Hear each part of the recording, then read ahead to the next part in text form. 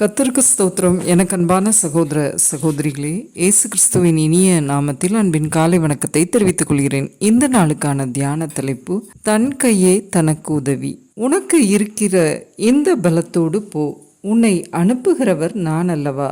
நியாயாதிபதிகள் 6:14. ஒரு குருவி ஒன்று வயலில் தனது கூட்டை கட்டியது. வயல் விளைந்து தானியங்கள் முதிர்ந்து நின்றன.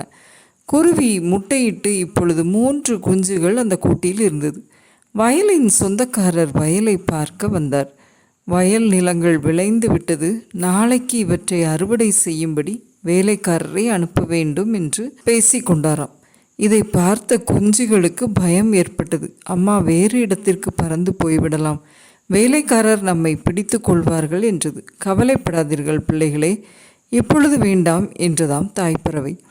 அடுத்த நாள் சொந்தக்காரர் மறுபடியும் வந்தார். அவர் வயலை பார்த்துவிட்டு, தானியங்கள் முற்றிவிட்டன, வேலைக்காரரோ வரவில்லை, அறுவடை செய்ய நாளை என் மகன்களை அனுப்ப வேண்டும் என்று சொல்லி சென்றாராம்.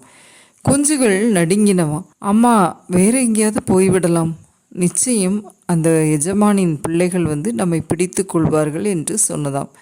பயம் ஒன்றுமில்லை செல்லங்களா, நாம் காத்திருக்கலாம் என்று சொன்னதாம் தாய். அடுத்த நாள் உரிமையாளர் வயலை பார்வையிட்டார். அறுக்க காலமாயிற்று, மகன்களோ வந்தபாடில்லை, நாளை நானே அறுக்கப் போகிறேன் என்று கூறி சென்றாராம். சொந்தக்காரர் கூறியதும் அந்த தாய்ப்பறவை, குஞ்சுகளே, இப்பொழுது நாம் பறந்து செல்ல வேண்டிய வேலை வந்தது, வாருங்கள் போகலாம் என்று குடும்பமாய் அவை பறந்து சென்றதாம்.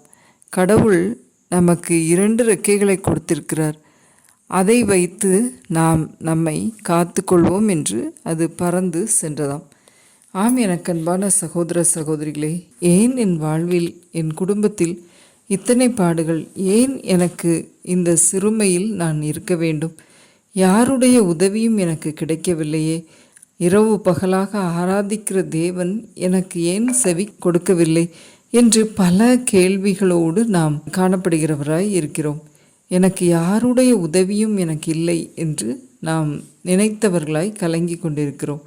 அதே போலதான் இஸ்ரவேல் ஜனங்களை மீதியானியர் அதிகமாக சிறுமைப்படுத்தியிருந்த காலத்தில் கிதியோன் என்ற ஒரு இளைஞனை ஆண்டவர் ஏற்படுத்தி இஸ்ரவேலை காத்த காரியங்களை நாம் பார்க்கிறோம். அப்பொழுது அந்த கிதியோனை அழைப்பதற்கு ஆண்டவர், உனக்கு இருக்கிற இந்த பலத்தோடு போ என்று அழைக்கிறதை பார்க்கிறோம்.